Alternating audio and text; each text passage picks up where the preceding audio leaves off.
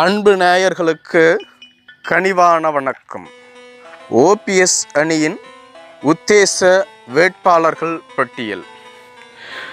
முன்னாள் முதலமைச்சர் 3 முறை தமிழகத்தினுடைய முதலமைச்சராக இருந்த திரு ஓ பன்னீர்செல்வம் அவர்கள் ஜெயலலிதா மறைவிற்கு பின்பு முதலமைச்சராக்கப்பட்டார். இவர் சிறிது காலத்திலேயே சசிகலாவினுடைய நெருக்கடியால் தனது பதவியை ராஜினாமா செய்துவிட்டு மீண்டும் போர்க்கொடி உயர்த்தினார். அப்பொழுது இதனால் ஓபிஎஸ் தனி அணியாக செயல்பட்டார். ஓபிஎஸ்ஐ முதலமைச்சராக்க வேண்டும் என்று தமிழக மக்கள் விரும்பினார்கள், மத்திய அரசு விரும்பியது. ஆனால் சசிகலாவே முதலமைச்சர் ஆக வேண்டும் என்பதற்காக காய் நகர்த்தினார். இது நிறைவேறாமல் போகவே சசிகலாவினுடைய தீவிர ஆதரவாளர்களில் ஒருவரான திரு எடப்பாடி கே பழனிசாமி அவர்களை முதலமைச்சராக்கினார். சில காலம் ஓபிஎஸ் தனி அணியாகவே செயல்பட்டு வந்தார். சசிகலா சிறைக்கு சென்ற பின்பு அரசியல் நெருக்கடிகளாலும் மத்திய அரசின் அழுத்தத்தாலும் அதிமுகவினுடைய துணை பொதுச் செயலாளராக இருந்த டிடிவி தினகரன் அதிமுகவிலிருந்து விலக்கப்பட்டு எடப்பாடி ஓபிஎஸ் இணைந்த ஒரு அதிமுகவானது உருவாக்கப்பட்டது. பின்பு இவர்களுக்கு இடையேயான காழ்ப்புணர்ச்சியாலும் போட்டியாலும் ஓபிஎஸ் இபிஎஸ் என இருவரும் பிரிந்து விட்டார்கள். இப்பொழுது அதிமுகவானது இபிஎஸ்ஸினுடைய கட்டுப்பாட்டில் செயல்பட்டு வருகிறது.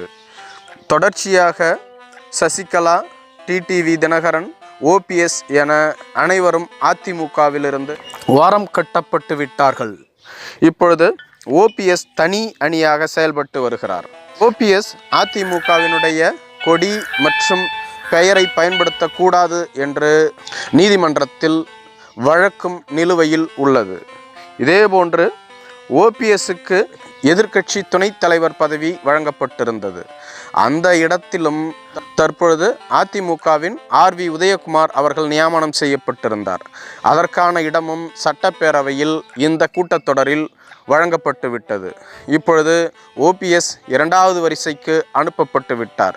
இவ்வாறு ஓபிஎஸ் தொடர்ச்சியாக பின்னடைவை சந்தித்து வந்தாலும் கூட பாரதிய ஜனதாவோடு கூட்டணி அமைத்து வரும் நாடாளுமன்ற தேர்தலை சந்திக்க உள்ளதாக கூறியுள்ளார்.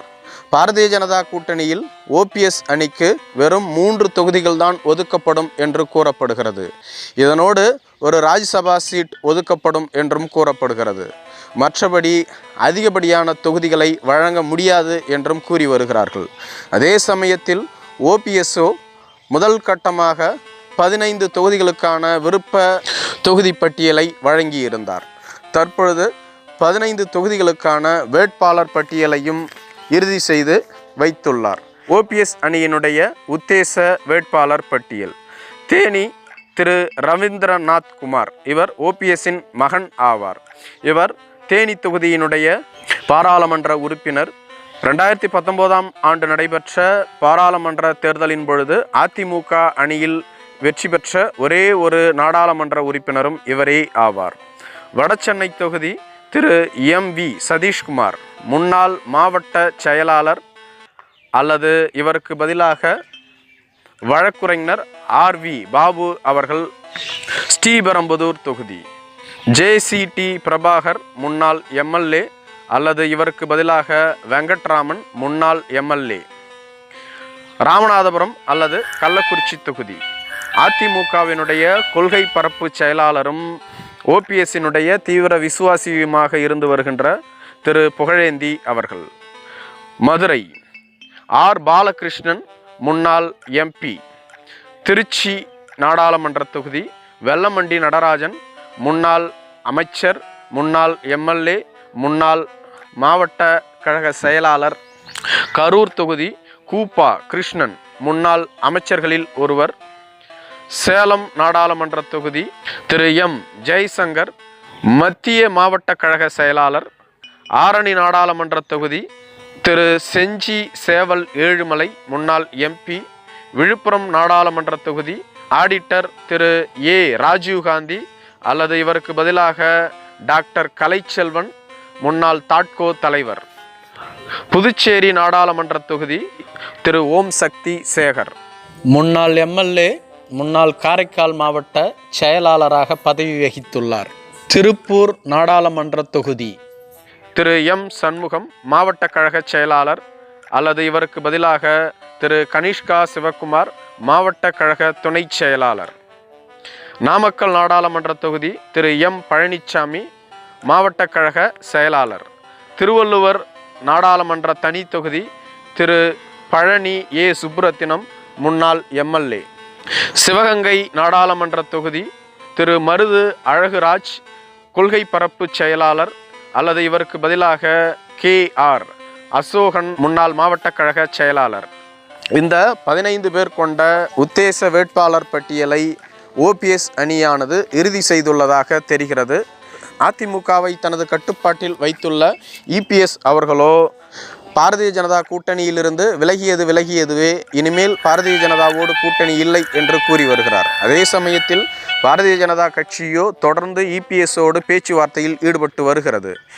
OPSஓ தொடர்ச்சியாக பாரதிய ஜனதா கூட்டணியிலேயே இருந்து வருவதாக கூறுகிறார்.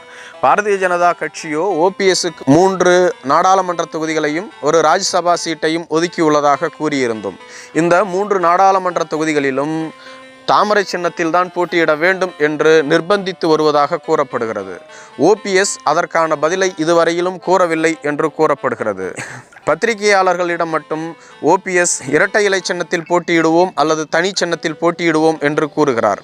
ஆனால் பாரதிய ஜனதா கட்சியிடம் அது பற்றிய முடிவை தெரிவிக்கவில்லை என்று கூறப்படுகிறது. பாரதிய ஜனதா கட்சியோ OPS அணி, TTV தினகரன் அணி போன்ற அணிகள் பாஜகவினுடைய தாமரை சின்னத்தில் தான் போட்டியிட வேண்டும் என்று கூறி வருவதாக கூறப்படுகிறது. இவர்களை தொடர்ந்து IJK, புதிய தமிழகம், தமிழக மக்கள் முன்னேற்ற கழகம் போன்ற சிறிய கட்சிகளும் பாரதிய ஜனதா கட்சியினுடைய சின்னமான தாமரை சின்னத்தில் தான் போட்டியிட வேண்டும் என்றும் கூறி வருகிறது. பன்னீர்செல்வமும் சரி, TTV தினகரனும் சரி, தங்களுடைய அரசியல் இருப்பை தக்க வைத்து கொள்வதற்காக இந்த முறை மிகப்பெரிய வெற்றியை பெறவில்லை என்றாலும் வெற்றி என்பதை உருவாக்கிவிட வேண்டும் என்று கூட்டணி அமைத்து போட்டியிட வேண்டிய கட்டாயத்தில் உள்ளார்கள். OPSஓ TTV தினகரனோ எடப்பாடிக்கு எதிராக பிரிந்து வந்தாலும் கூட எடப்பாடிக்கு நிகரான அரசியலை செய்யவில்லை என்பதே உண்மையாகும். எனவேதான் இவர்கள் இருவரும் பாரதிய ஜனதா கூட்டணியில் இணைந்து தங்களது கட்சிகளை வலிமைப்படுத்தி கொள்ள எண்ணுகிறார்கள் என்ற கூற்றும் நிலவுகிறது. எது எப்படி இருப்பினும் OPS எதிர்வரும் நாடாளுமன்ற தேர்தலில் சிறப்பான முறையில் வெற்றி பெற்றுவிட்டால் அதிமுகவை கைப்பற்றி விடலாம் என்ற நம்பிக்கையிலும் இருந்து வருகிறார். பொறுத்திருந்து பார்ப்போம். நன்றி.